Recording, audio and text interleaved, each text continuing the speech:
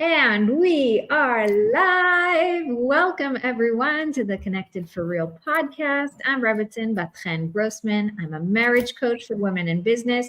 And today with me is Jacqueline Rose. Oh my gosh, this is so exciting.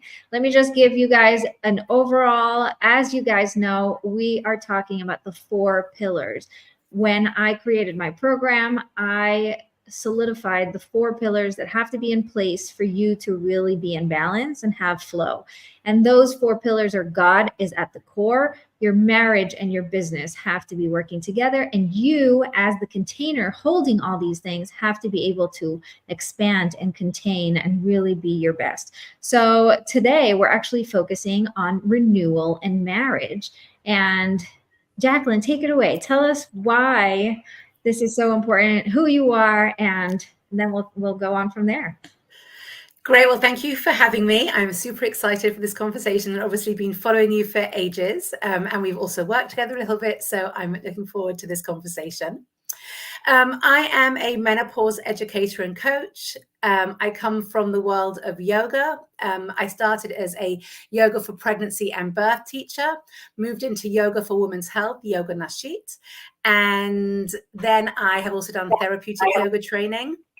And from there, I really moved into the women's health space and specifically into the menopause space. And I'm very passionate about changing the way that women understand and experience their menopause journey, but in the wider context of our women's health, and really changing the narrative and changing the paradigms around how we understand women's health, getting proactive in our health, understanding women's health issues specifically.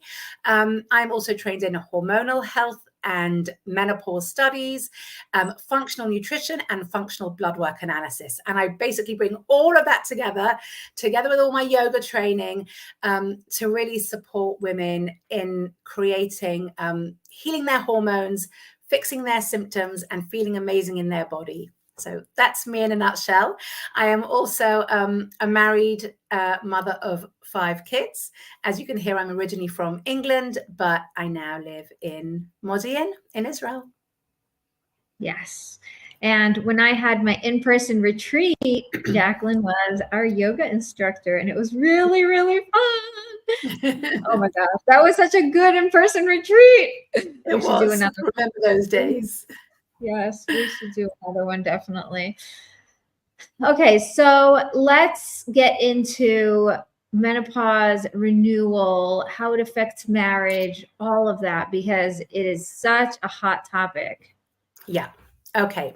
So let's talk about the renewal piece, because I think that's something that women especially, don't really connect with menopause. They think menopause is a time of suffering, struggle, pain, frustration, symptoms, everything bad, the myths and the negative narrative around menopause that is changing, but is still so deeply entrenched, especially with women and especially in our Western societies. When we think of, what a 60-year-old woman looks like or what a postmenopausal woman looks like, it's changing, but there is still a lot of this aging, old sort of imagery, and really, your word of renewal is a fantastic word to really change that paradigm of what menopause is. So let's start off just with the biological definition. What is menopause? Menopause is 12 period-free months. It is the biological hormonal fluctuations that happen as we then sort of in the early perimenopausal years leading up to menopause. The average age of menopause is 51, but it changes and is varied between geographical regions and ethnic minorities and ethnicities. And once you travel this journey of perimenopause from 40 plus until you hit menopause, those 12 period-free months, this crazy hormonal fluctuating time, we then enter postmenopause. And, in today's modern living, you can be in postmenopause for the next 30, 40 years. That's a conversation we're going to come back to a little bit later. And I want us to view this perimenopause, menopause stage of life as part of a woman's long life cycle. We have our puberty years, We have our fertility years, whether you've biologically had children or not, they are still your fertility years. Then we have perimenopause, menopause, and postmenopause. And this journey of perimenopause, menopause, and postmenopause really is a specific, clearly defined life stage of a woman's life cycle. We talk about it often as being the bookend to puberty. Puberty, those crazy years, anyone who has teenage girls or nieces or granddaughters know that those teenage years can be a little bit crazy, while teenage girls' hormones are sort of kicking into gear, getting ready for her fertility years. And then comes perimenopause, this real bookend of puberty, where our hormones are fluctuating again, doing this crazy roller coaster ride until they get into menopause and the new levels of postmenopause. And when we view this sort of life cycle of our hormones and our, physical, emotional, spiritual life cycle, we begin to really understand that not only is it the bookend to puberty, but perimenopause and menopause is actually the beginning, the preparation for postmenopause. It's the definition that I like to use for menopause is it is the journey, the process of becoming your true, authentic self. And so this struggle, suffering, symptoms that we associate with this perimenopause, menopause stage is really actually the rebirthing of ourselves for the postmenopause years. It is really that renewal. And as we sort of mentioned beforehand, you and I, before we hopped onto the call, that we used to term this stage of life, for many, it was called like the midlife crisis, the crazy woman, the woman who doesn't know what she wants and she's, throwing off the shackles of her professional career, or she's throwing off the shackles of her married life, and all of a sudden she's a different person and she's trying to figure out who she is. And we used to call it that woman who's going through a midlife crisis. It really isn't a midlife crisis. It is a reemergence, a renewal, a rebirth of who you are, who you were, to who you're going to be in postmenopause. Right. I sort of think of it as a pause. The word is right there, menopause, right? A pause from the run, do, achieve. Like you get into a rhythm, especially in your marriage, with kids, with life. You get into this rhythm where you're just fight, flight, run, do, get this over there, put this over here. And the energy and the rhythm of life takes a breath and allows you to just be for a second, and especially for women who are not used to that, this is a really scary time where suddenly I find myself with a lot of free time. I find myself not having to run carpool, not having to make suppers, not having to, go to parent-teacher conferences, whatever it is that suddenly goes away.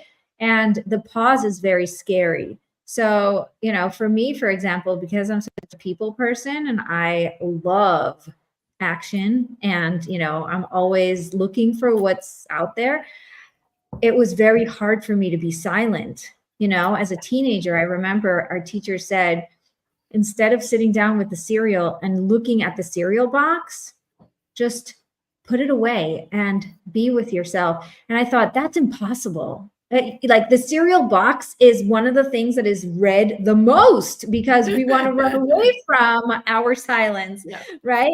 So being able to be in that pause, being able to be in that silence is so crucial for us to really be able to reemerge and reawaken whatever it is that we really want. Yeah, so you're bringing up some really interesting points, and I will approach it from two areas. So the first one is 100%. The women who have juggled and who have been on the go in their 20s and their 30s and are doing, and as many of your listeners are working women, often, mothers also, combining that working mother, work-life balance, whatever that means, doing all the things. And yes, and as we move into perimenopause, 40 plus, 45 plus, our family life is naturally aging together with us. We still may have young kids around, but the demands and the needs are slightly different.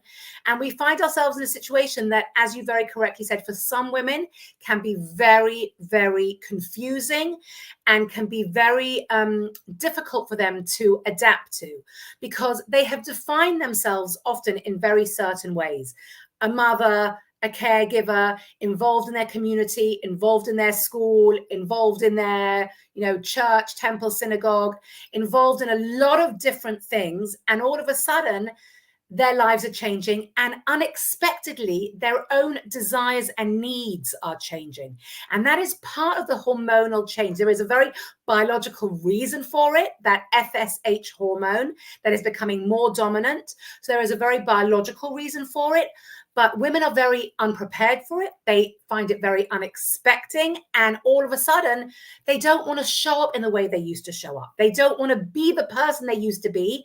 And it can sometimes be a real conflict, an internal conflict, and sometimes also a very real conflict with their loved ones, with their partners, with their children, of they don't want to do the things they used to do. They don't want to cook dinner every night. They don't want to entertain on the weekends. They don't want to do the things that they've done for years. And there can sometimes be a lot of tension around that. On the flip side, there are women going through exactly that same process who are waiting to just have their time for themselves, who are waiting to just embrace this stage of life. They don't know why, they don't understand what's going on, but they are so ready for it. And the internal conflict is maybe less, but the external conflict of those people around them and how, again, they've presented themselves, how they've always defined themselves for years, can sometimes come into conflict. For example, in a marriage, or with your kids. Your kids are waiting for supper and there is no supper because your kids don't need to be made supper because maybe they're big, or maybe you don't fancy doing it. I have a client who said to me, my husband's fine with the fact that I'm not making dinner anymore. It's my 16 and 18-year-old who are like, for all these years, you made dinner. What's going on now? Like, a 16 and an 18-year-old can make their own dinner, but it's the expectations. It's the way that you have shown up in the past and how you're showing up now. So this journey, this process, this renewal, this redefining who and what you are is implicit to perimenopause and menopause, but it's something that we really don't talk about. Yes. And I think that it is so important and so powerful. Like you said, there's so much negativity around it. And a lot of the negativity comes from that inner conflict, right? I remember in one of my pregnancies early on, I went to a class and she said, nausea in the first 3 months, in the first trimester, is an inner conflict where your brain is telling you, oh, yay, we're pregnant. And your heart is like, are we ready? Do we know what we're doing? Oh my gosh, how is this going to change my life and what's going to be and whatever, right? So you're having this inner dialogue of good and bad and what does this mean? And my identity is shifting and all these different things, right? We're talking about bookends, but it's really interesting how similar they are and how parallel they are. If you can just relax all that noise, and I found this to be super helpful in the first trimester, is like, it's okay. My body knows what to do. I am perfectly prepared. God knows exactly what he's doing. He's orchestrating the world. If he made me pregnant, he obviously knows what's going on, right? And so there is this, you release the need to be in conflict and you allow the newness to just sort of take over. And you know, especially in birth, if you're resisting it, it's going to come harder, right? It's just, you're tighter, you're more, let's allow it to go through us and just sort of, go with the flow. There's a really beautiful flow that's happening here also on this side of, like you said, the bookend. Yeah. I think the other challenge is the way that menopause and aging of women specifically is perceived in our society. So menopause represents this aging, like you're now menopausal, perimenopausal, postmenopausal. That functionality that you had of being an ability to, you know, bring life to the world has now ended. And there is a lot of not only emotional but societal expectations, the way that the aging is perceived in our society. And I'm specifically talking about Western society because it is different in other societies. And the way that we view women and the role that women play as older women. And for, you know, in the tribal communities, the older, wiser woman is really head of, you know, many of the tribal communities. But in Western society, the older, wiser woman doesn't really have the same role or the same reverence. We are seeing today more and more examples of women leaders in all areas of our lives, in sports, in entertainment, in arts and culture, in politics, in business, top women leaders, and they are definitely the new examples of what we can aspire to. But there still is a lot of baggage and a lot of negative language and negative stereotypes that come with what it means to be an older menopausal, postmenopausal woman. And so there is a lot of this resistance and a lot of this conflict that women go through and have to deal with. Yes. So let's talk about business and how this affects, because, you know, as you said, a lot of my women are in business. They are either starting a business or already have a business. And if they're going through this renewal, it's affecting their business, and this effect is also affecting their marriage. So we're going back to marriage, but from a different angle. What do you have to say about that? Okay. So let's start with how menopause shows up, or how, more accurately, perimenopause and menopause shows up. And I use 3 types of categories, and I've added a 4th. Physical changes, physical symptoms, of which we're very familiar with, some of the most standard basic ones like hot flushes, weight gain, brain fog. But there is a long list of different ways that menopause can show up in physical changes. There are emotional changes, such as mood swings, anxiety, depression, low energy, not really being able to sort of engage or connect, which can definitely have an impact on intimate relationships and personal relationships, but a lot of the emotional transitions, and cognitive. And cognitive changes are very much related to working business women, because the brain fog, the inability to focus, the lack of concentration, forgetfulness, short-term memory loss, forgetting names of your colleagues, or, you know, I was doing a conference for a menopause conference for dentists, and I'm like, what happens if you forget the name of the instrument that you need during a dental procedure, and you've got to tell your assistant, pass me the, oh my God, I just forgot the name of that thing. Like, what happens?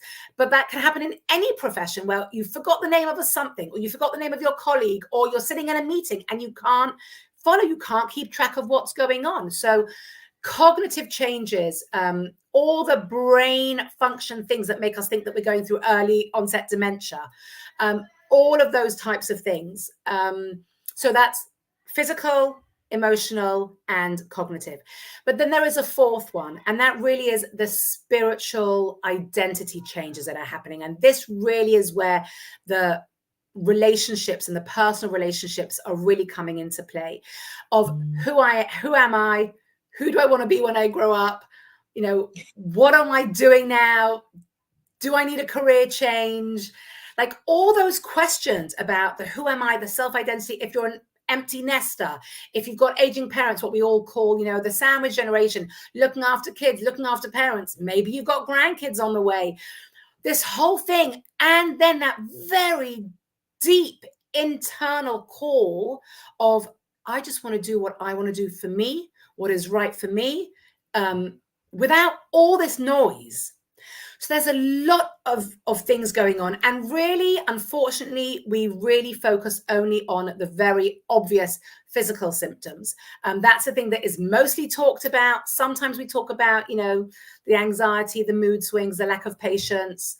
But really, if you look at many of the menopause stuff out there, it's looking at the physical symptoms. But the physical symptoms is only one piece of the puzzle. So when it comes to marriage and intimate relationships and your, closest relationships, they definitely can come under a lot of stress, especially if you are going through other things like vaginal dryness, low libido, which also may put extra strain on relationships.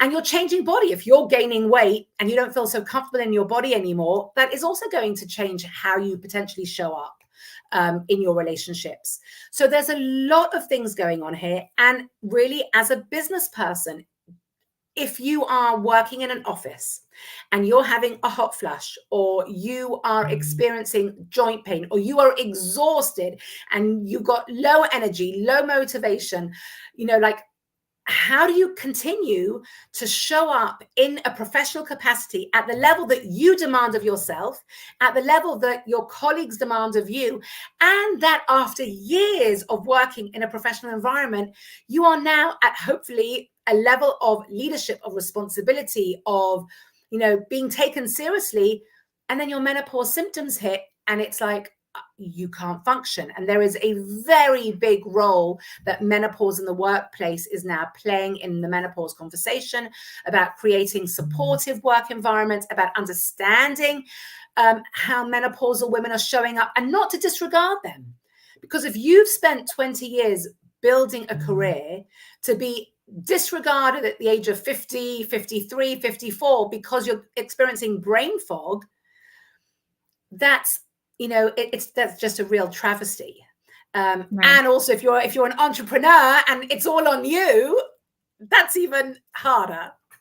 Right. And I would say, it's harder to be an entrepreneur, but it's also easier because you can lean into all the support and put it into place, a lot of the systems, and you can really find what works for you in this new stage of life and put it into place, right? Just like I think that, the beginning stages of having kids, you're still figuring it out. You're figuring out what works for you, what systems, what things.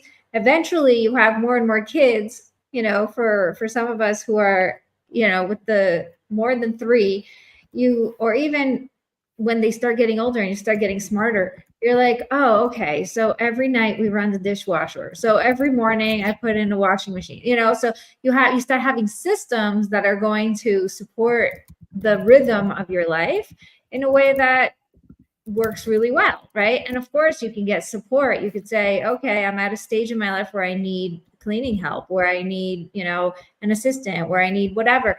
All those things are really, really important for you to lean into. Let's get practical. What can a person do? What can a woman do when she is experiencing all these things, right? Physical, emotional, cognitive, spiritual, which I agree with you. Spiritual is probably the best one to address first, because I feel like you can solve so many problems in all the other areas if you can focus on that. What can people do? So I think the first thing really is to recognize and understand what's going on. Because for so many women, the confusion comes by not really understanding what's happening. You sort of maybe expect menopause, maybe in your early 50s. But as I said, perimenopause can be showing up from 40 plus. So you may be going through certain things, 45, 46, 47, without really, and maybe even going to your doctor for some guidance, but not really getting any answers, without really realizing or understanding that what is actually happening is perimenopause. So I think the most important thing is to stop and say, okay, I'm noticing that things are starting to change. I'm noticing that I feel different in my body. Physically, I feel different. Emotionally, I feel different. Cognitively, I'm worried I've got early onset dementia. Spiritually, identity-wise, I'm beginning to not want to do the things I used to do. I'm beginning to not want to show up in the way I used to show up. And rather than freaking out saying like, oh my gosh, what's going on with me? to stop a second, take a breath and think, okay, you know what? How old am I? What's actually happening here? Could this be my perimenopause journey? And the minute you start to put language to what's going on, it begins to help you to really understand how to engage with it and how to embrace it. So I think the first thing is recognizing it, giving it language, and then talking about it. Firstly, either coming to someone like myself or anyone else who really understands how menopause shows up and to really talk it through. But then to be able to talk about it with your spouse, your children, your colleagues, so that there is, and it is happening more and more, especially in the United Kingdom. These conversations are happening more and more. In Israel, we have a lot of catching up to do here. But to have these conversations, to say to your partner, let's say it's your husband, to say, I actually think I'm going through perimenopause. Like, I know you think I'm crazy. I think I'm crazy. I'm going through all these changes, but actually, this is my perimenopause beginning to show up, or this is my menopause beginning to show up. Let's figure this out together. Let me explain to you what I'm feeling like. And then, let's read. I have women who come to me because their husbands have sent them to me, who are saying, get the support, get the help you need. Let's figure this out together.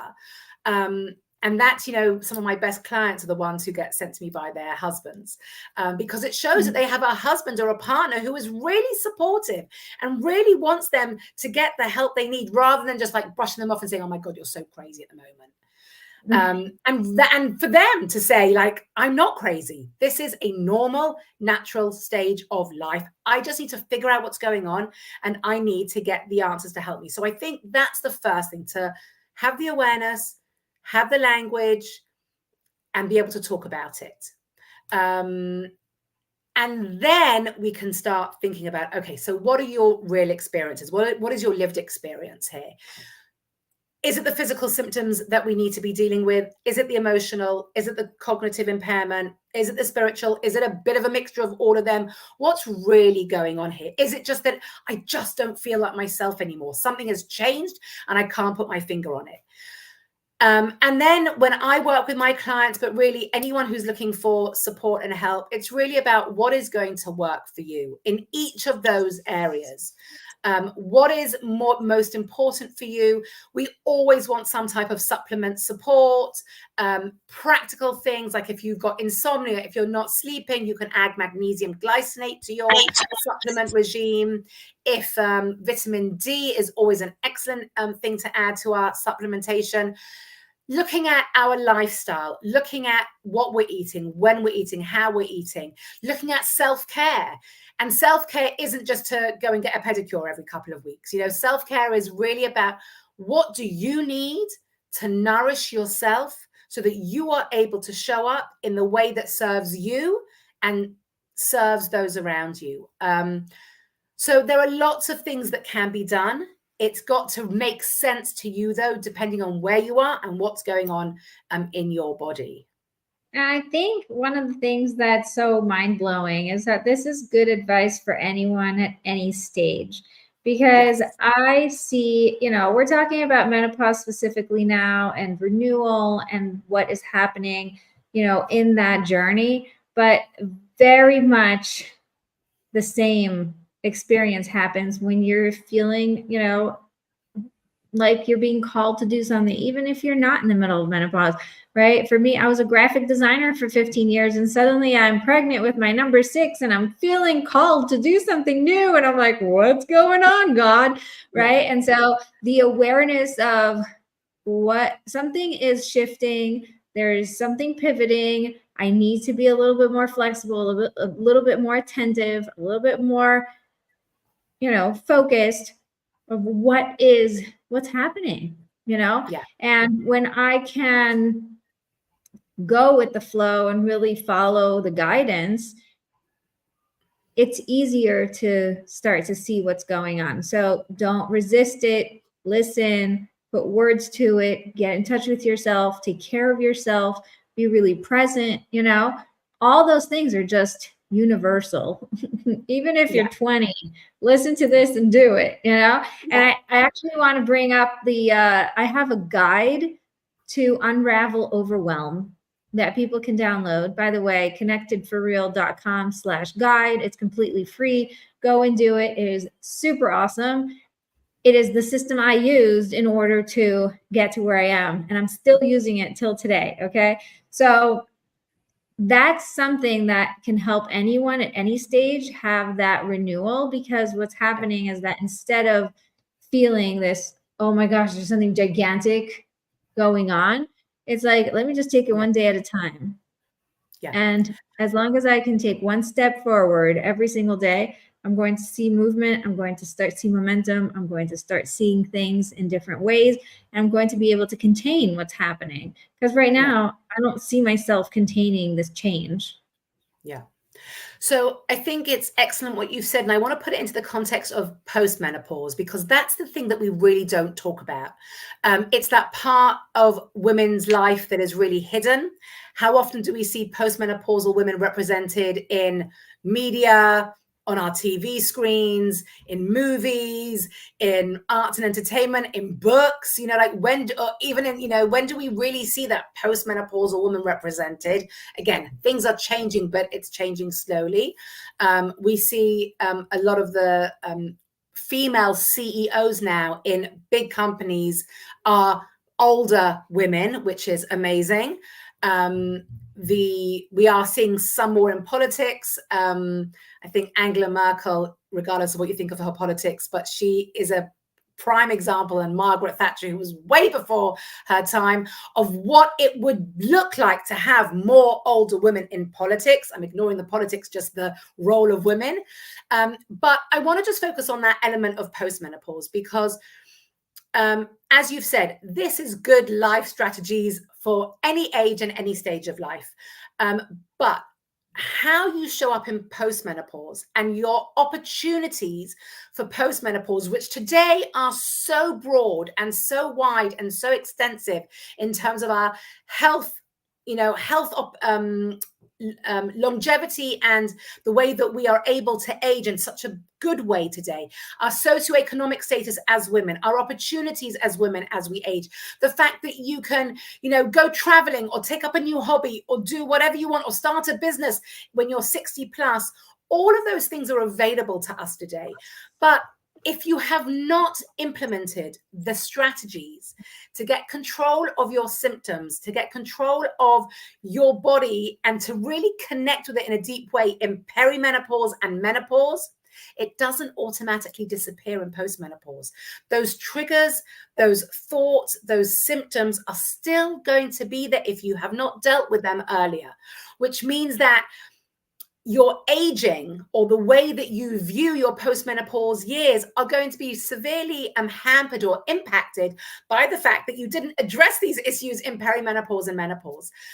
Really, as you said, to be able to implement these strategies as early as possible, whenever you realize them, engage with them, connect with them, so that you can set yourself up for an amazing postmenopause. And today, postmenopause is 30, 40 years of your life. It can be a good third to a half of your life in postmenopause. And why should we ignore those years? Why should we negate those years? Why should we just say, well, you're old, or, you're done for, or your life is irrelevant at the age of 60, 70, or 80? It makes no sense. Right. So, and even more than that, I think most people are remembered for the last half of their life and not for the beginning half. Who's sitting around talking about what you did when you're 20 when everything that you're doing now is just so great? And exactly as you said, there's just so much opportunity in the generation that we live in to be yourself, to shine, to be authentic, to really glow in a way that you weren't able to do when you were busy with nurturing and, creating the other things that you were doing then. So I think that's really amazing. Also, one of the things that you said about how it will show up in postmenopause if you don't take care of it, I think it's the same thing parallel also. And I'm bringing it back, just because I find it fascinating how parallel it is to pregnancy and, pre-pregnancy. You can have something that triggers you, or some, beliefs and things that throughout the pregnancy are really bothering you and never really dealing with them. And then postpartum happens, you have your baby and you think, okay, it's all over, I just move on. And it's not all over. It's just the beginning of you having to deal with it now face to face. And a lot of people are shocked that, depression just hit them. The postpartum depression hit me, on year 2. Like, my baby is already big. Why is this even considered postpartum depression? But it's so exact to what you're saying. If you don't deal with it when it's coming up, and then will keep coming up because it's something that you have to deal with, not because there's something wrong, but because it's a lesson for you, because there's gold there that you have to collect, that you have to really have in order to move forward. Yeah. So I say very frequently that the way that you would experience perimenopause and menopause is really dependent on what has gone on in your life in the previous 20 years. What happens in your 20s and 30s, you may be functioning and managing, and that's what our body is designed to do in our 20s and our 30s, to live at the edge, to live at the edge of the overwhelm, to live at the edge of stress, live at the edge of the juggle. And we can function like that because that is what we are biologically built to do in our 20s and our 30s.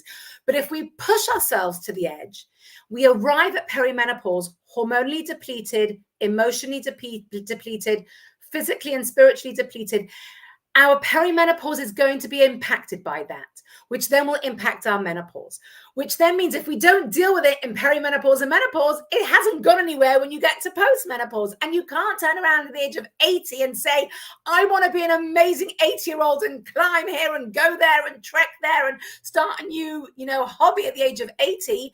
When you're 79, like, you need to be thinking about it when you're 59 and 49 and 39, because you are the same person. You are changing, but you are impacted by what has gone on previously, which is why I had a woman, a 65-year-old client who says, like, I'm in postmenopause, but maybe I'm not your right demographic. Is it too late to start?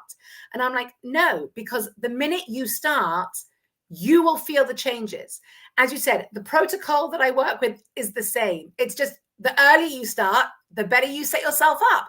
But if you want to start at 65 or at 75, go for it. You still would enjoy it for as long as you can. Right. And I love that. I love that. First of all, if you didn't start yesterday, start today. There's no excuses. Don't start telling me it's too late. It is never too late, never too late for anything. I work with marriages with women who are in their 50s and 60s. I find it that, it's finally time to take care of this. And they tell me, but, we've been fighting for 30 years, or he's been like this for 30 years. I can't fix him. Yeah. And it's amazing to see, actually, you can. Yeah. You can fix it, and you can make it amazing. And the sooner you start, the sooner you'll start seeing results. And then the sooner you'll want to keep going, because you're like, yes, this is it. This is where I'm going. I'm moving forward. Get yourself the right skills, get yourself the right tools, get yourself ready for what's coming next, because you're meant for bigger things than to sit around and fight. You're meant for bigger things than to just be wasting time worrying about or stressing about or, anxious about. It's just not worth your energy. Yeah. So I want to just bring one other point, which I think really will resonate with you and your audience, and really relates to the spiritual changes and about this aging process. So we talk about, what does postmenopause mean? And I always bring the example of the girl, and I'll use the word girl, you were at the age of 20 should look very different to the woman you are at 40. And that's a 20-year time difference. You would not expect, we all want to fit into the same clothes we wore when we were 20, but that's not going to happen. And maybe it shouldn't happen, because the person you are at 20 is very different to the person you are at 40. And that is to be expected. And you would not, and you've had life experience, you've grown, you've changed, you've developed. it would not make sense for you to be the same person. So why should that be any different from the ages of 60 to the ages of 80? It's the same 20-year period. But we just assume in postmenopause, it's this one long bundle of like sameness. But you should, if you don't expect to be the same person at 40 as you were at 20, you should not expect to be the same person at 80 as you were at 60, which means you have the potential to do amazing things in this postmenopause life, which if you set yourself up correctly in perimenopause and menopause is all there waiting for you. And it's fine that we are changing, and it's fine that we are growing and developing, and the fear that we have around it, or the negative language that has been put on women for it, that midlife crisis, crazy woman, you know, all those different negative terms, or, you know, the postmenopausal woman who is, I like to say that you don't want to meet a postmenopausal woman in a dark alley in the middle of the night, because she is strong and she is confident and she is wise and she's not scared to say what she wants and she isn't scared to get what she wants. And that is what postmenopause looks like. But that is also changing, and that's also developing. And the ability to be in that space, which is a very exciting space to be in, starts already perimenopause and menopause. Yes, I love it. I love it. You can sit down and pause and process your experiences until this point, no matter where you are in the journey, and it will affect the rest of your journey. And if you get into a rhythm of doing that over and over again, you will have an experience that is like no other. And that's something that I teach in my programs is, how do we process emotions? How do we process experiences? How do we process relationships? How are we able to choose what we want and stand for what we want and declare what we want and get to a place where, you know, you're really ready for the next stage, because you've taken all that you could from the experiences and you're now filled with what you need for the next stage. And this brings me to the question of identity. I feel like a lot of people have an identity crisis or an identity shift that happens.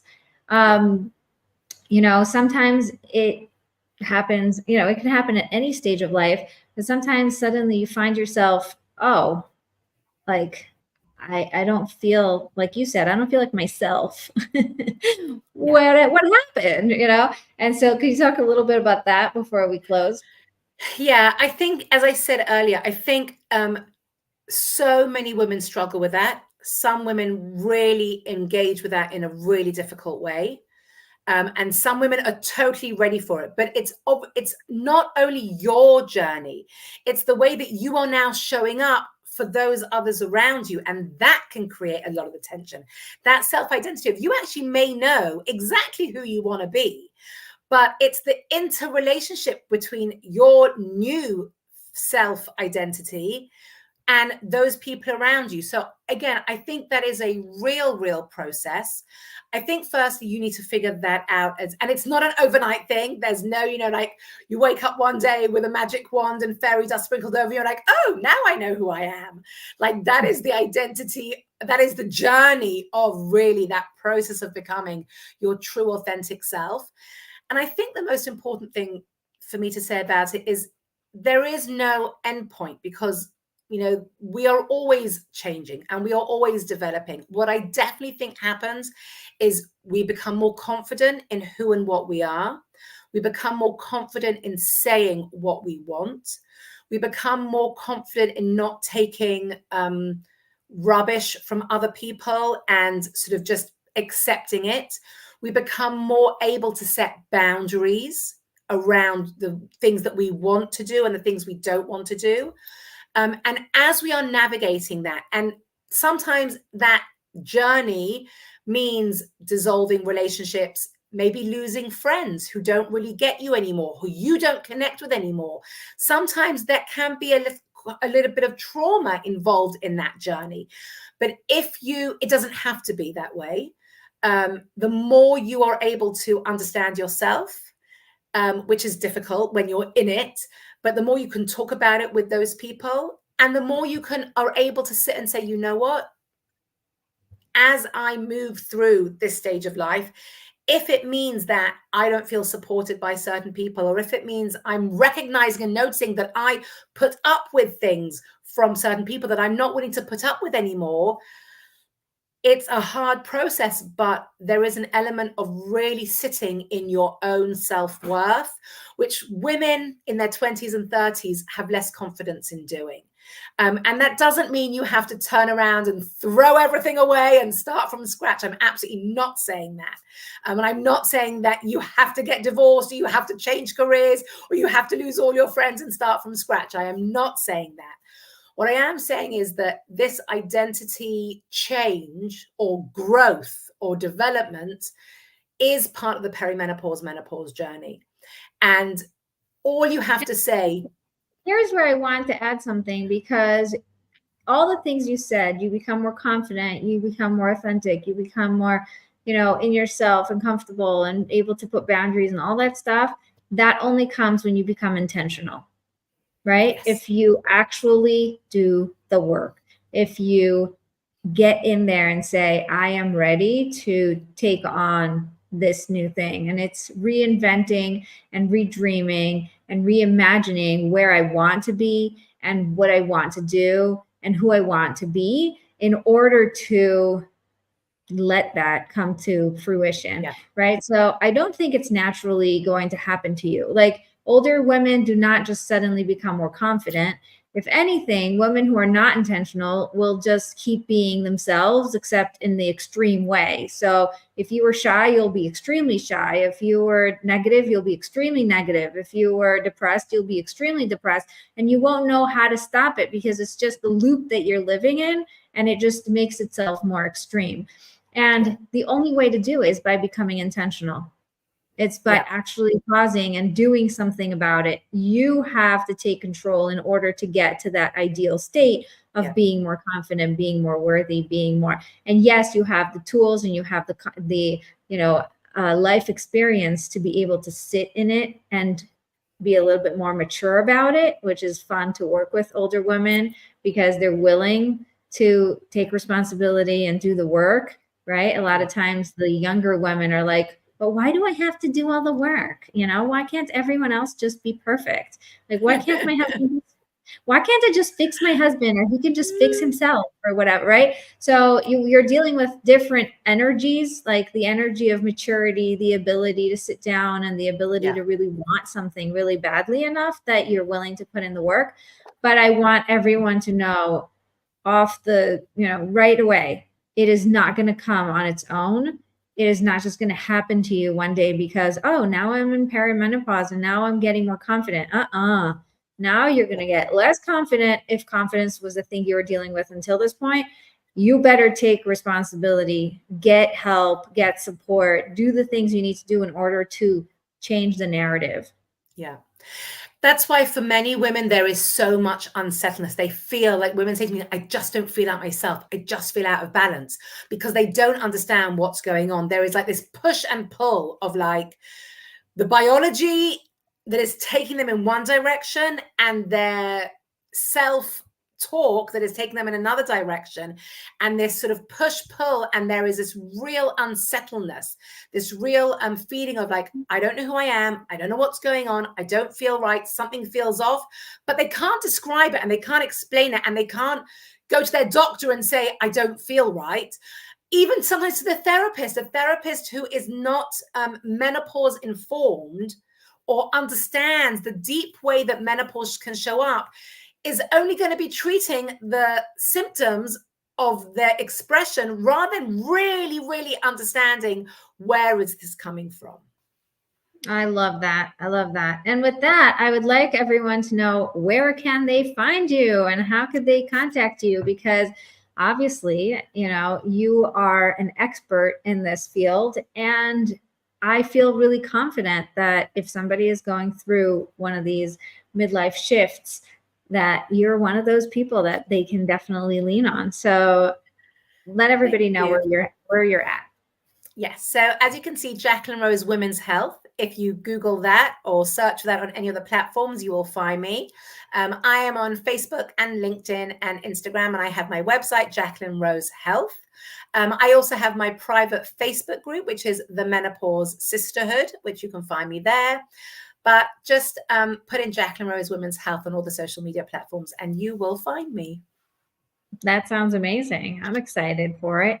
Thank you so much for being here. This was fascinating. I love that we're talking about this while talking about renewal and everything in between. It's just an amazing conversation. So thank you so much for being with us. And make sure you come back next time to hear more about this topic. All the best. And don't forget to be connected for real.